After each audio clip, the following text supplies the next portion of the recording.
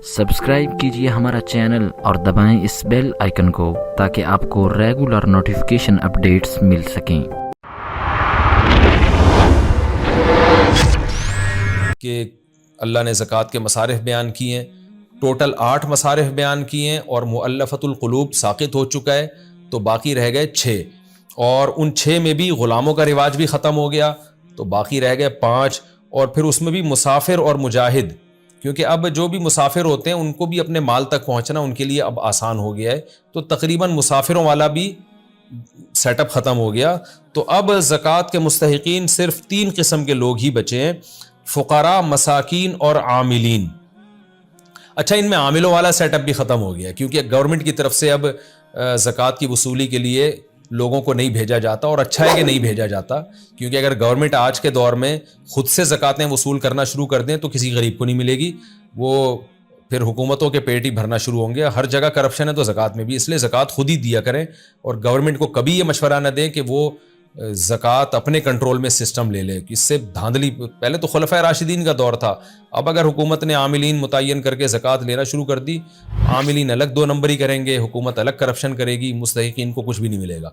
तो ये आमिलीन वाला सेटअप भी तकरीबन ख़त्म हो गया। तो अब 2 ही रह गए हैं, फ़ुक़रा और मसाकीन। और ये मैंने बताया कि सिर्फ इनमें एक थोड़ा सा फ़र्क है, हकीकत में दोनों साहिब निसाब नहीं होते। तो खुलासा यही निकला कि आज के दौर में जो भी साहिब निसाब नहीं है उसको ज़कात देना जायज़ है। तो अब और आसान हो गया मसला हमारे लिए। हाँ, हज़रत ईसा अलैहिस्सलाम जब नाजिल हों और फिर वो दोबारा ग़ुलामों का रिवाज अगर आ गया और फिर उनकी आज़ादी के लिए खर्च किया जाएगा, लेकिन अब एक ही मसरफ़ रह गया है, और वो क्या है, जो भी साहिब निसाब हो उसको ज़कात अदा की जा सकती है।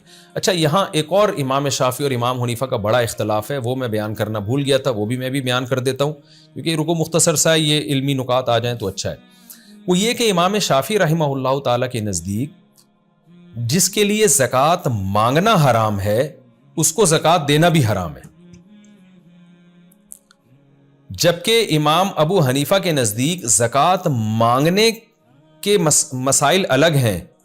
यानी बाज़ लोग ऐसे हैं जिनके लिए ज़कात मांगना तो हराम है, लेकिन उनको ज़कात देने से ज़कात अदा हो जाएगी। ये भी एक बहुत अहम इख्तलाफ है, इसको भी समझें। मिसाल के तौर पर इमाम हनीफ़ा कहते हैं जो साहिब निसाब नहीं है उसको ज़कात दे सकते हैं, यानी 200 दिरहम से कम जिसके पास है ना उसको ज़कात दे सकते हैं, जिसकी तफसील मैं बारहा बयान कर चुका हूँ। 5 चीज़ें, सोना, चांदी, माल तिजारत, नकदी और ज़रूरत से ज़ायद सामान। तो इसको ज़कात देंगे, ज़कात अदा हो जाएगी, लेकिन इसके लिए ज़कात मांगना जायज़ नहीं अगर इसके पास 2 टाइम का खाना है। देखें, जिस आदमी के पास 2 टाइम के खाने के पैसे हों, या पैसे तो नहीं है लेकिन जिस्म में ताकत है, 2 टाइम का खाना कमा सकता है अपने और अपने बीवी बच्चों के लिए, तो इस पर उम्मत का इजमा है कि उसके लिए भीख मांगना हराम है, चाहे ज़कात की शक्ल में मांगे चाहे किसी भी शक्ल में मांगे। यानी एक आदमी सुबह उठता है, दोनों हाथ पांव सलामत हैं, उसे पता है मैं कुदाल लेके जाऊंगा, मजदूरी करूंगा, आज मैं अपना भी पेट भर सकता हूं, बच्चों का भी, बीवी का भी, और 2 टाइम का आज मेरे पास है, या उसके पास इतना राशन है घर में पहले से पड़ा हुआ है और कोई बीमारी भी नहीं है, तो उसके लिए मांगना हराम है। क्योंकि नबी सल्लल्लाहु अलैहि वसल्लम ने भीख मांगने पर, अगर आपको जरूरत नहीं है और आप भीख मांगे, इस पर बड़ी शदीद वईद है। आप सल्लल्लाहु अलैहि वसल्लम ने फरमाया जो भीख मांगता है क़यामत के दिन उसके चेहरे पे गोश्त नहीं होगा, क्योंकि उसने अपने आप को लोगों के सामने जलील किया है, तो अल्लाह उसके चेहरे से गोश्त हटा लेगा। तो हाँ, किसी दोस्त से कर्जा मांग लेना या वैसे ही उससे बेतकल्लुफी हो, जैसे दोस्त आपस में कभी भाई तू आज पैसे दे दे कल मैं दे दूंगा, तो वो एक बेतकल्लुफी, वो एक अलग चीज़ है। मैं यहाँ हमारी मुराद है ज़कात मांगना या भीख मांगना किसी से, भीख एक अलग चीज़ है बिल्कुल। तो भीख मांगना जायज़ नहीं है उस शख्स के लिए जिसके पास 1 दिन की ज़रूरत का इंतज़ाम हो। तो इमाम शाफ़ी कहते हैं कि अगर कोई शख्स साहिब निसाब नहीं भी है लेकिन 24 घंटे वो अपनी बुनियादी ज़रूरतें खाने पीने की, रिहाइश की पूरी कर सकता है, उसके पास जगह है, रह सकता है, या कोई बीमारी भी नहीं है बड़ी कि इलाज के लिए उसको पैसे चाहिए, तो उसके लिए ज़कात मांगना हराम है। जब मांगना हराम है तो उसको देना भी हराम है। तो ऐसे शख्स को अगर आपने ज़कात दे दी जिसके पास 2 टाइम के खाने का इंतज़ाम है, तो ज़कात इमाम शाफ़ी की राय में अदा नहीं होगी।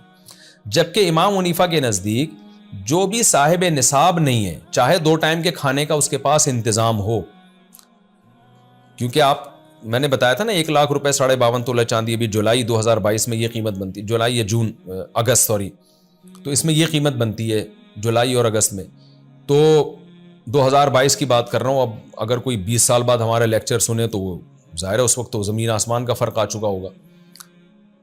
تو 52.5 تولہ چاندی یا 200 درہم جو نبی کے دور میں جو درہم تھا اس کے حساب سے 200 درہم کے بقدر کسی کے پاس مال ہے تو اس کو زکوٰۃ نہیں دے سکتے. اس سے کم ہے تو زکوٰۃ دے سکتے ہیں، بے شک اس کے پاس کھانے کا انتظام ہو، پینے کا انتظام ہو.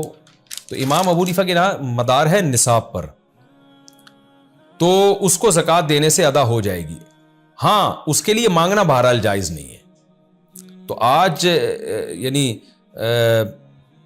اس مسئلے میں بھی اگر ہم امام شافعی کی رائے کو لیتے ہیں تو بہت مشکل ہو جاتی ہے، کیونکہ پھر ایسا غریب تو بہت مشکل سے ملتا ہے. اصولی طور پر تو احتیاط یہی ہے کہ امام شافعی کی رائے پر عمل کیا جائے، تاکہ آپ غریب سے غریب آدمی جس کے پاس کھانے کو روٹی نہیں ہے 2 ٹائم کا اپنے اور اپنے بیوی بچوں کے لیے کھانے کا انتظام نہیں ہے، کوشش تو یہ کریں کہ امام شافعی کی رائے پر عمل کریں، احتیاط پر عمل ہوگا اور آپ کا پیسہ انتہائی غریب اور مستحق لوگوں تک پہنچے گا. لیکن بہرحال اس میں مشکل ہے، تو امام حنیفہ کی رائے میں آسانی ہے کہ ٹھیک ہے جی اس کے لیے مانگنا تو جائز نہیں ہے، لیکن اگر آپ نے زکوٰۃ دے دی اور وہ نصاب سے کم کا مالک تھا تو زکوٰۃ ادا آپ کی ہو جائے گی. تو امام حنیفہ کی رائے میں اس پر عمل کرنے میں آسانی ہے اور امام شافعی رحمہ اللہ کی رائے پر عمل کرنے میں احتیاط ہے.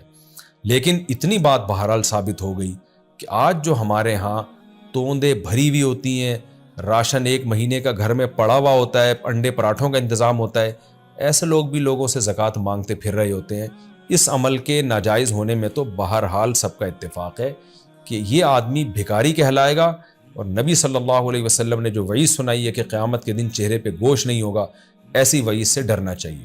تو اس لیے زکوٰۃ دینے میں تو آپ ظرف بڑا کریں، جو بھی نصاب سے کم کا مالک ہے اس کو دے دیں بے شک، لیکن مانگنے میں آپ جو ہے بہت احتیاط کریں. اگر آپ کی 24 گھنٹے کی ضرورت کا انتظام آپ کے پاس ہے تو آپ کبھی بھی کسی کے سامنے ہاتھ نہ پھیلائیں، الا یہ کہ کوئی دوسری ضرورت آ جائے، جیسے علاج کی ضرورت آ گئی، کینسر ہے یا کوئی ایسی بیماری ہے جس میں بہت زیادہ آپ کا خرچہ آ رہا ہے، تو ایک الگ بات ہے. یہ بھی ایک علمی نقطے کی بات تھی جو تفسیر کے دوران رہ گئی تھی.